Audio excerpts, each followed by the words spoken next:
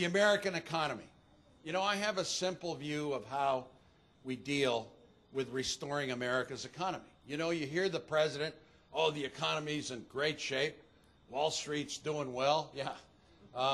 You know, we've got great indicators. Unemployment is going down. And I say, Mr. President, tell that to America's middle class that is trying to struggle with health care costs, is trying to keep their pension safe, not from these bankruptcies where you're ripped off of your own pension, where wages are not keeping up with inflation, where families are trying to have 2 or 3 jobs and just keep their kids in school, where this economy today is being bludgeoned by trade deals that are taking away American jobs away.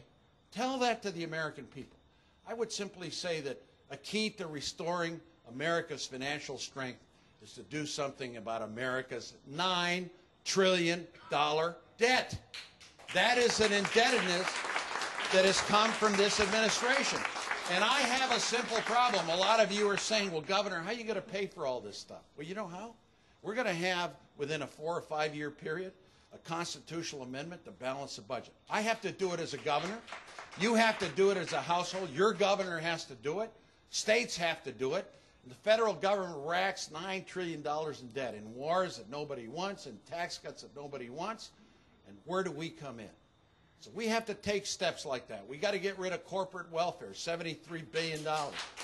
And here's something else that we got to do that your members of Congress are not going to like, and maybe some of the elected officials. It's called congressional earmarks, bridges to nowhere. Let's get rid of all of them. They're a waste.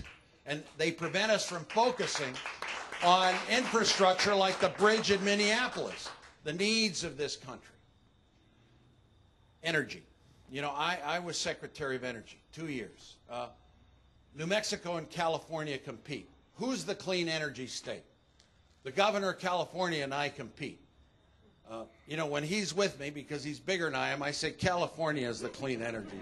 But now that he's not here and I'm talking to television, New Mexico's a clean energy state. You know, we've had incentives for solar, wind, biomass. 20% of our energy has to be renewable. We just put it in the law. 20% utility company, power plants. That's what we need to do in this country. What we need in this country is not little energy bills. We need an Apollo program.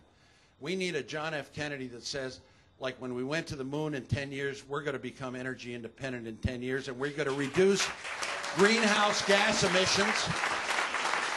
And that's the planet. That's the planet.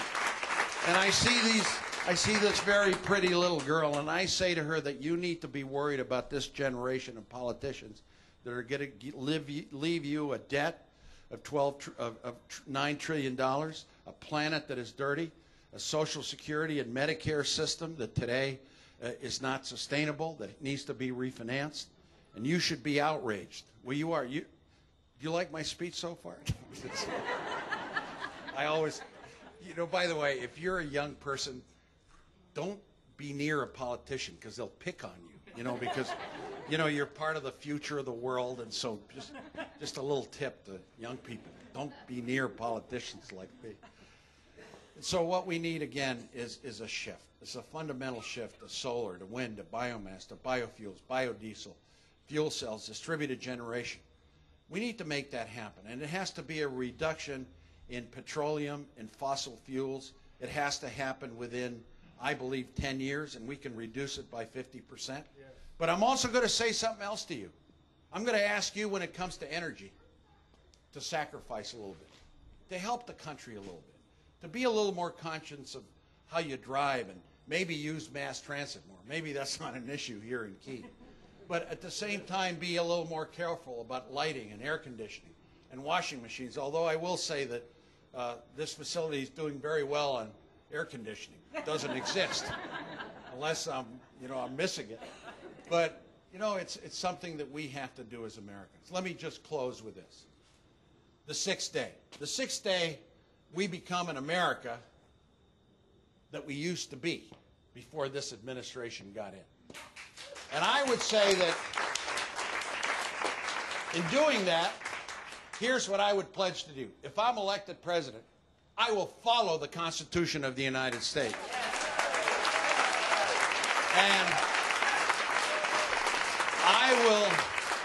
I will commit to you that if I'm elected president, I will not go to war unless I have the consent of the Congress of the United States. And number three, I hereby declare that my vice president will be a member of the executive branch. And number four, that we're going to be an America that says to the majority of the people in America, that is the women, that we're going to make a major effort to bring back the Equal Rights Amendment, because there's still inequities in our society. And we're going to be an America that picks Supreme Court justices that respect a woman's right to choose.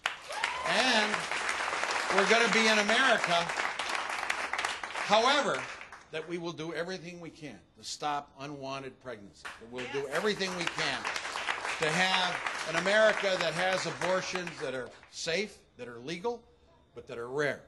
That we're going to make sure that America promotes adoption, that America promotes sex education, and that America concerns itself with a future generation of young kids that today have been left behind. I will also commit to you that in our foreign policy, here's some of the things we're going to do that we used to do, but somehow got tarred by this administration that it has usurped the power of the American people. Number one, I will shut down on the first day that symbol of excesses of civil liberties. It's called Guantanamo. That will be shut down. I will also, as president, say that torture is unacceptable as a tool in our foreign policy. I will also say to you that we're going to observe the Geneva Conventions, that we're going to rejoin the International Criminal Court, that America is going to say that habeas corpus is back. Habeas corpus is back. That we're going to be an America that is not going to be known for its secret prisons. That we're going to be an America that is not going to eavesdrop on its own citizens without a court order.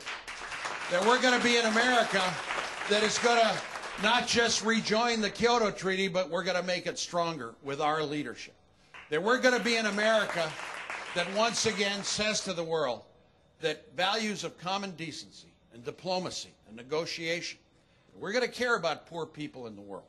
We're going to care about AIDS and refugees and genocide in Africa.